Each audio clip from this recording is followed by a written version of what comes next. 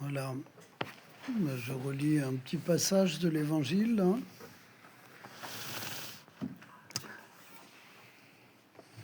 De l'Évangile de Saint Jean, donc à la vue du signe que Jésus avait accompli, les gens disaient, c'est vraiment lui, le prophète annoncé, celui qui vient dans le monde.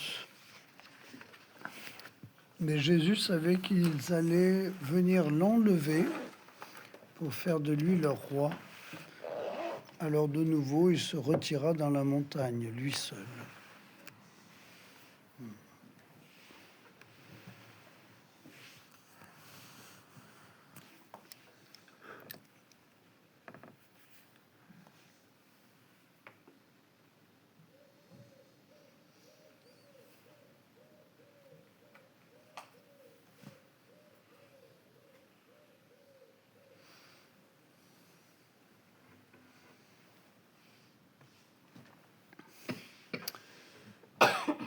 Voilà. Donc, on imagine ce Jésus-là se retirant dans la solitude et alimentant le dialogue avec son Père là, dans le plus grand dénuement. C'est vraiment... Et donc, avant qu'on puisse faire un bilan de notre petite semaine là, rapide, j'aimerais vous dire quelques mots sur justement ce lieu dans lequel Jésus se recueille pour être en communication avec son Père et parler de cette dimension de cœur, de conscience à nouveau. Pour terminer, il y a dans ce livre un passage tout à fait remarquable là-dessus, dans le chapitre sur l'anthropologie poétique, où Philippe Macléod évoque la manière dont, dans la création du vivant, il y a une élaboration extrêmement complexe à partir de ce fond, quoi. Et donc il a, c'est dans les pages, c'est au début un peu de la...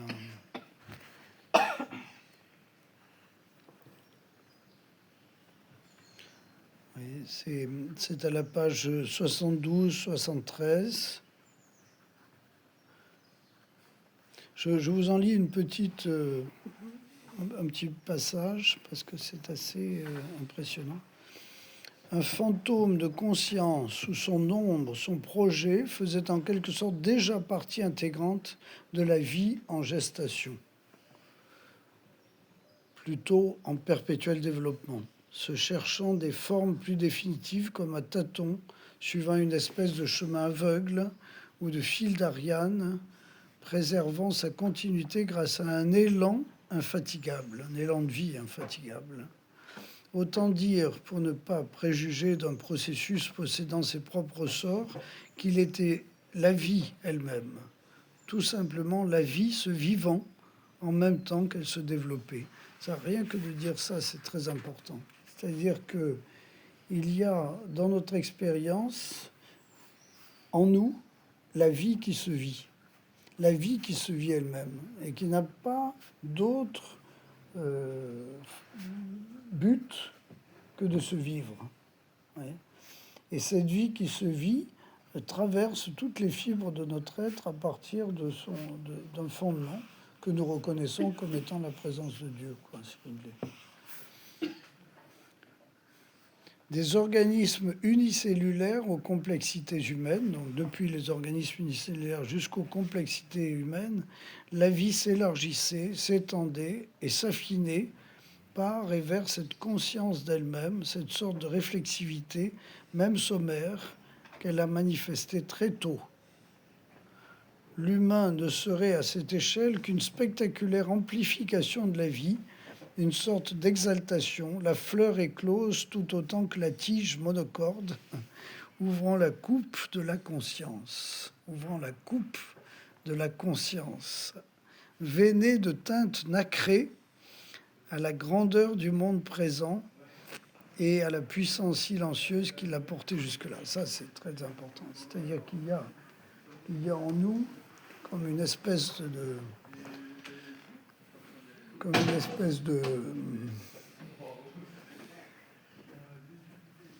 comme une espèce de creuset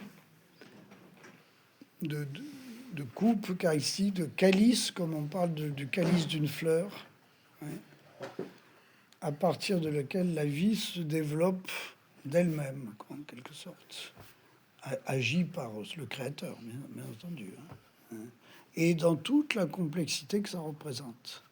Et sans que nous ayons sur cette action de profondeur-là une quelconque mainmise, puisque ça échappe à notre compréhension dans le détail, quoi.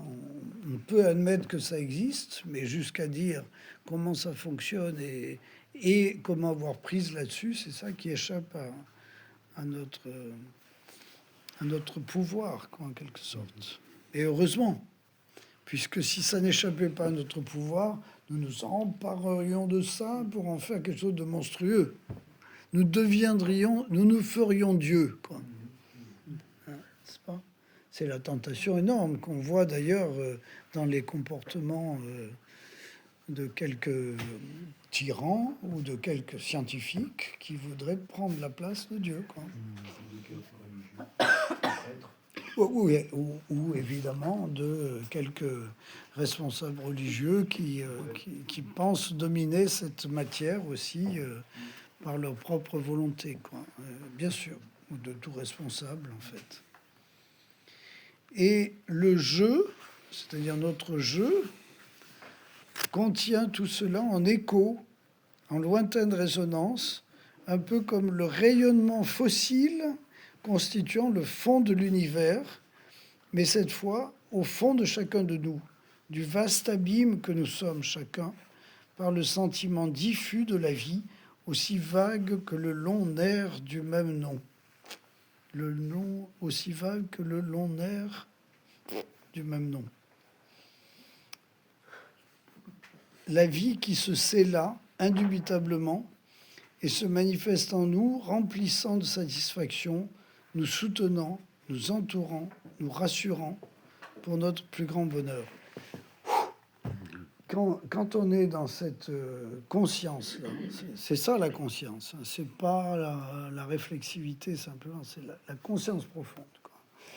Quand on laisse droit à cette conscience profonde, là, effectivement, de là naît une certaine forme de félicité, c'est le mot qu'emploie Saint Jean de la Croix, félicité, un bonheur, quoi, un bonheur indépassable qui nous permet d'affronter l'épreuve et qui nous permet d'être vraiment. Et vous voyez, bon, il continue, quoi, mais je pourrais lire tout, quoi, comme ça. Je trouve qu'il y a... Alors, le propos de Philippe Madléod est un propos que je crois spirituel, mais qui n'aborde pas sous l'angle ordinaire, quoi, ce qu'on appelle la vie spirituelle dans l'Église catholique, quoi. Il est catholique, il était catholique, profondément catholique. Mais là, il met en valeur ce que déjà la nature et la création du vivant permet de repérer comme étant le socle de la vie spirituelle, en quelque sorte. Donc, à nous, après, de faire notre travail. Et le problème, c'est qu'il faudrait que vous m'arrêtiez, parce que si je commence à vous parler de ça... Je vais vous en dire un tout petit mot, hein, encore, hein, d'accord?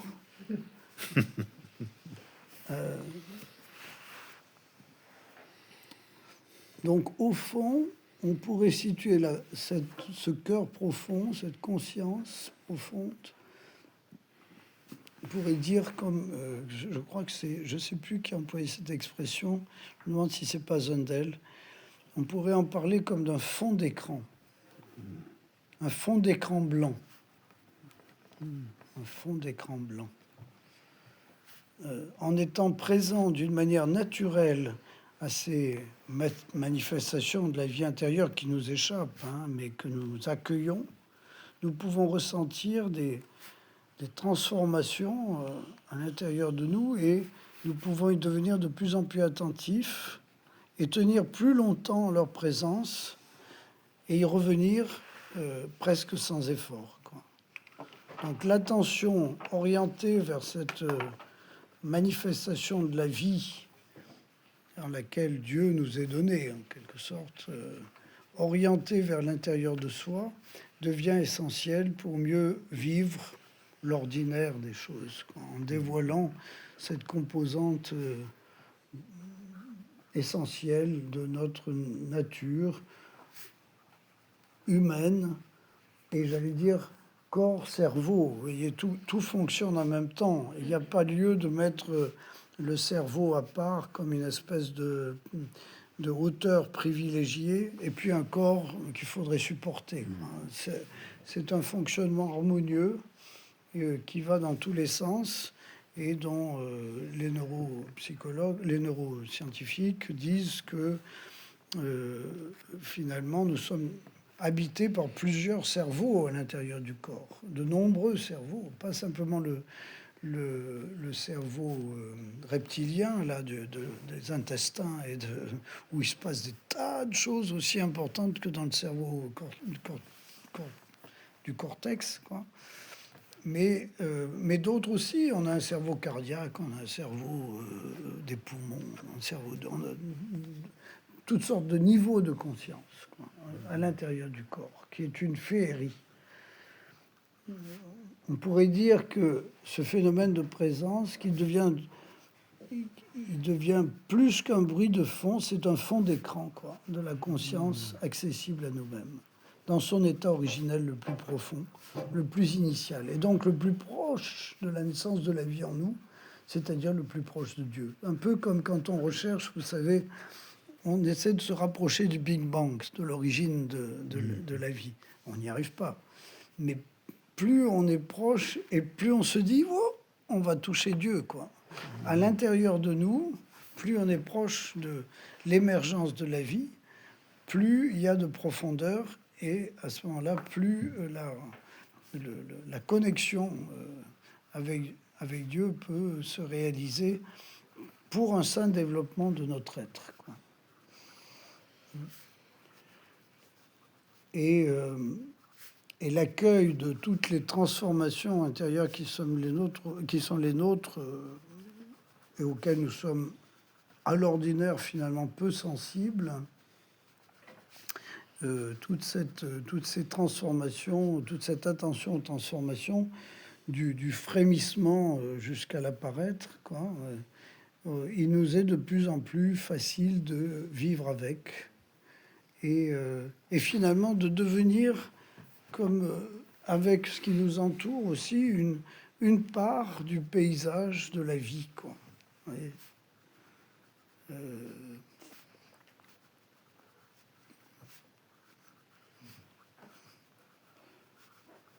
le monde se projette en moi et je me projette dans le monde.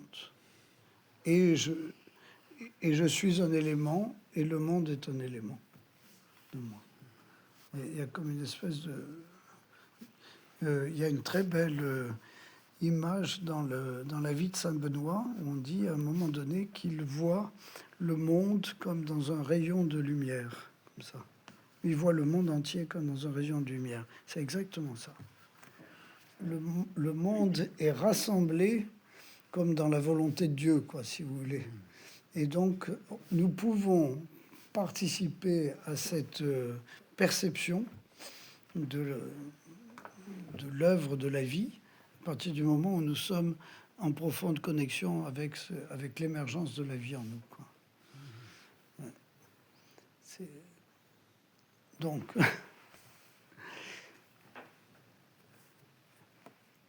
on pourrait dire d'une certaine manière que cette attention ressemble un peu à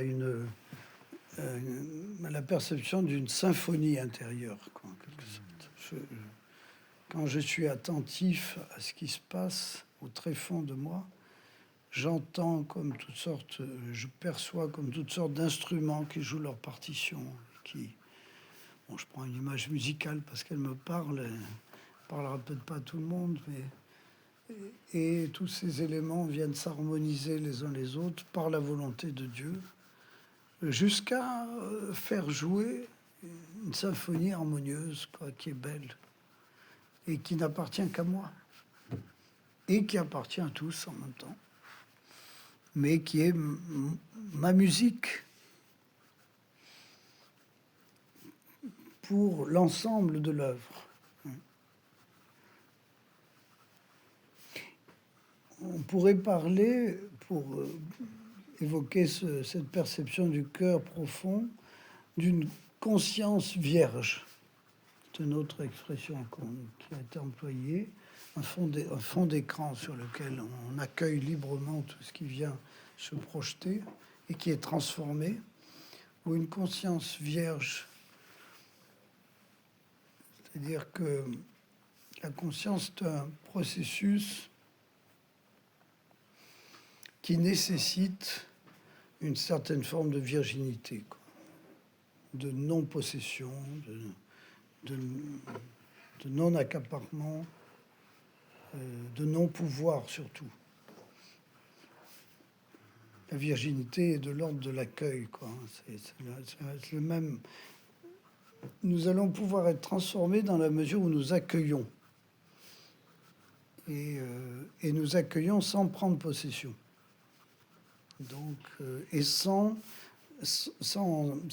nous en accaparer la jouissance. Donc, d'une certaine manière, il y a comme une espèce de, tout autant parler de chasteté que de virginité, une certaine pureté, quoi, de la circulation, de la vie en nous, qui ne se crispe pas sur une possession, quoi, sur un pouvoir. L'exemple de la Vierge Marie est très beau. Elle méditait dans son cœur toutes ces choses. Et elle était dans cette forme de virginité. Quand les pères parlent de la Vierge comme étant vierge avant la conception, pendant la gestation et après l'accouchement, ils parlent d'une virginité un peu spéciale. Il ne parle pas directement d'un phénomène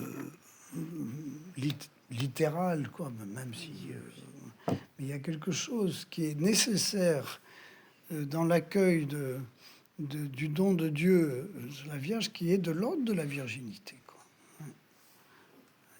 Après qu'il y ait une opération du Saint-Esprit qui ait infusé une graine dans les entrailles de la Vierge, ça c'est possible, hein, je ne mets pas ça en cause, hein, mais je trouve que c'est encore beaucoup plus important de dire que c'est son état intérieur qui est vierge, quoi, et qui permet un accueil aussi profond jusqu'à donner chair à la parole de Dieu.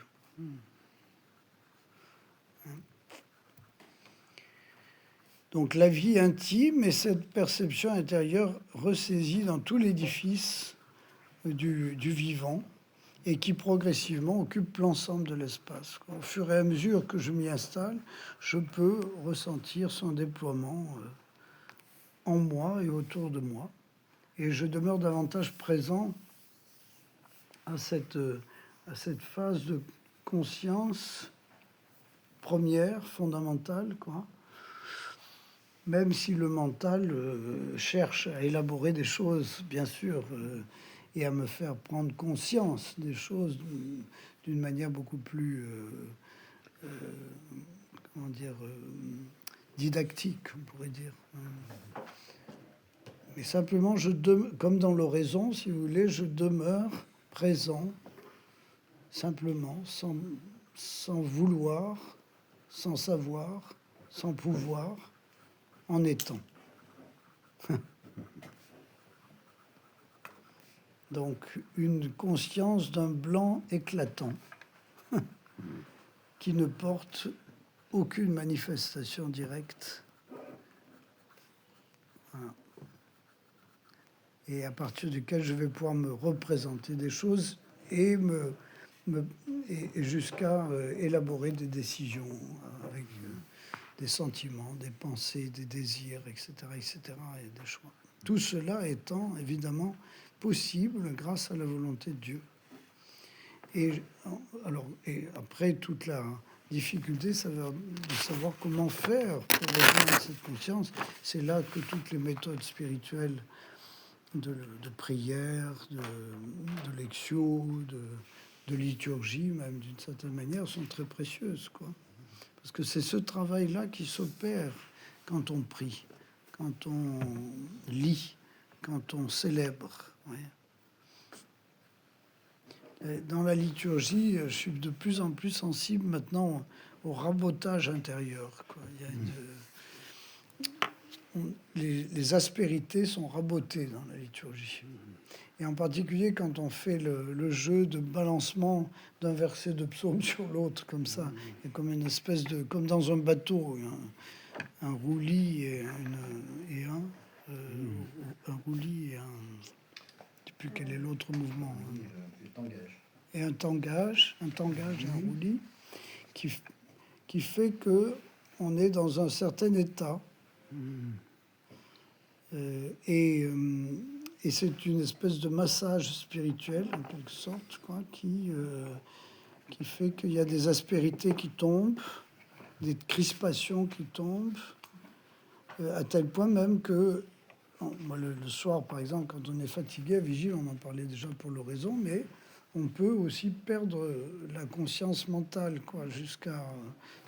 comme si on s'endormait, si vous voulez. Mais c'est pas tout à fait du sommeil. On continue à entendre ce qui se passe. On est là, mais... Alors, c'est terrible pour moi parce que ça m'arrive assez fréquemment. Et après, quand je remets les yeux sur le livre, j'arrive plus à trouver le verset où on est. Alors ça, c'est une horreur, parce que je mets du temps, je dis, mais où est-ce qu'on est là? Et comme je dois chanter, et quelquefois ça manque un peu. Et donc, du coup, ça crée une nouvelle manière d'être. Au fond, je vis à partir de la pratique de l'intime, quoi. Quand je dis j'y arrive pas, mais je veux dire que c'est un peu le but, quoi.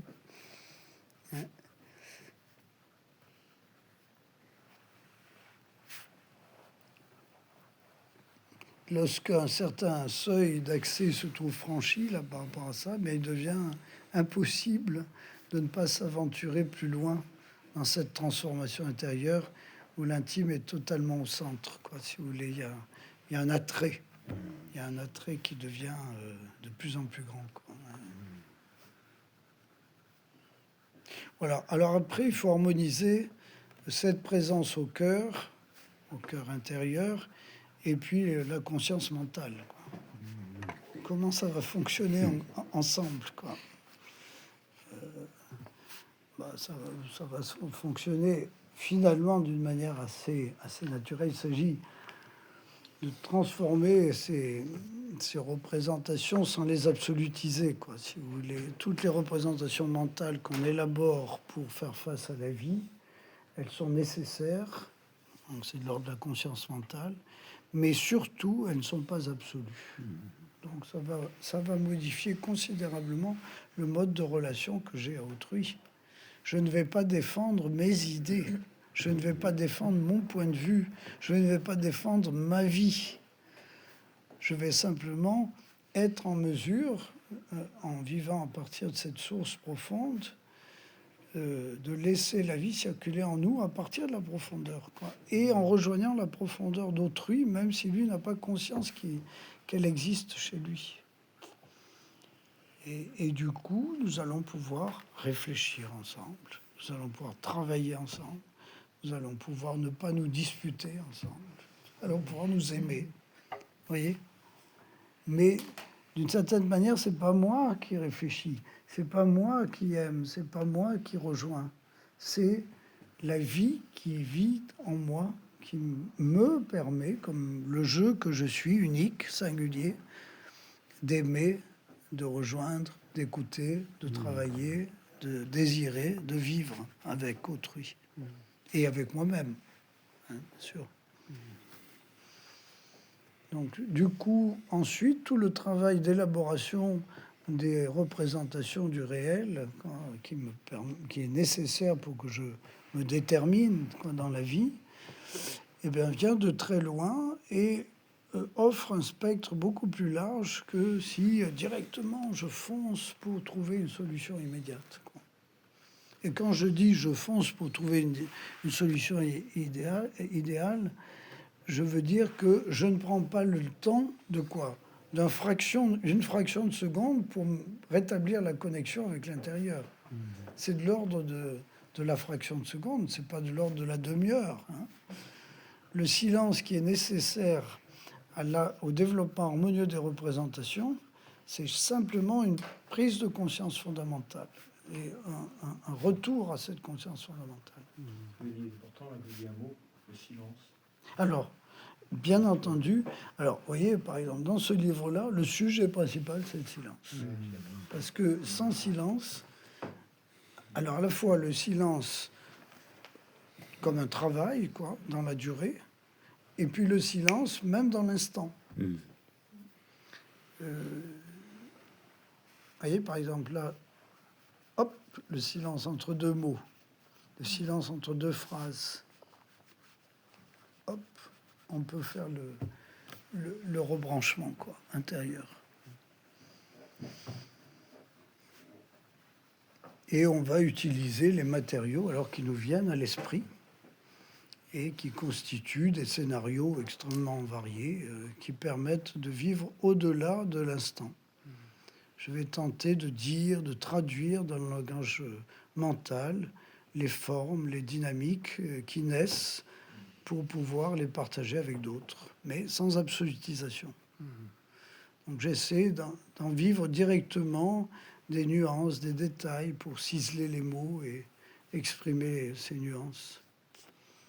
Une vue d'ensemble des champs des différentes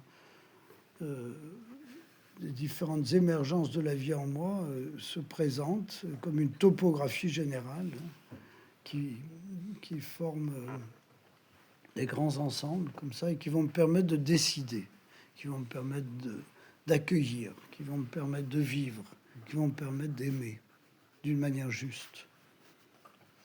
Et on pourrait presque dire, en contemplant ce qui est donné là, je peux m'attacher à des détails et tenter de les exprimer, quoi. Si j'accueille ce qui m'est donné là, je peux me permettre de tenter d'approcher plus dans le détail ce qui nous arrive, quoi. Vous voyez, je n'ai pas peur de le faire, quoi.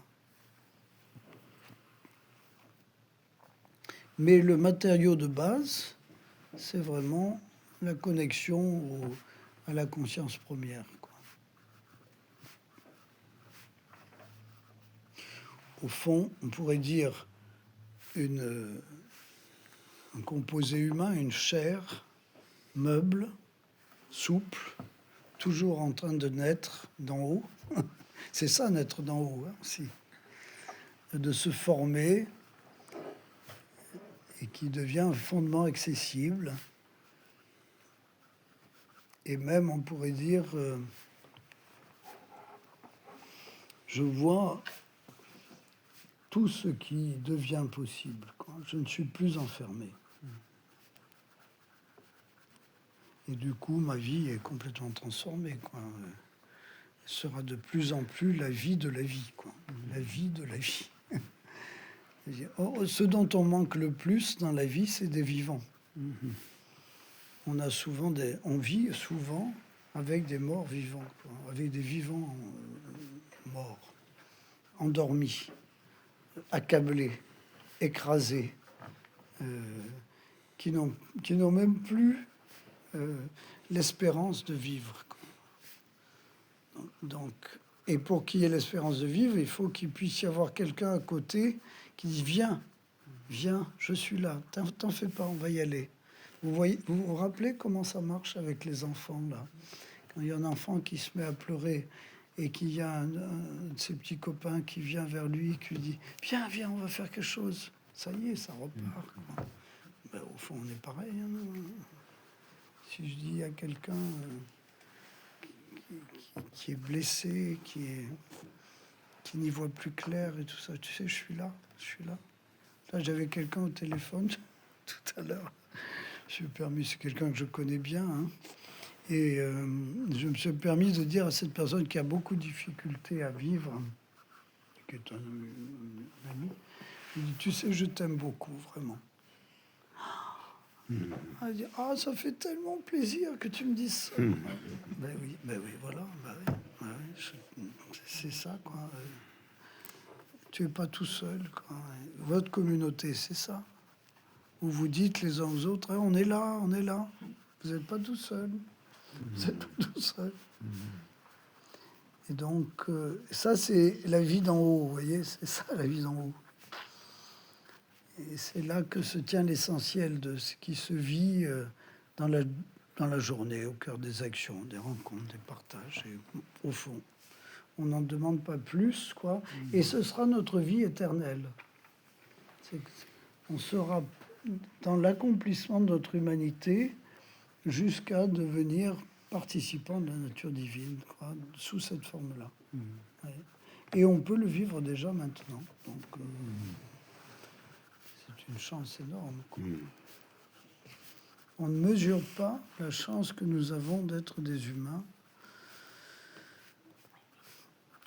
Et même quelquefois dans les pires circonstances.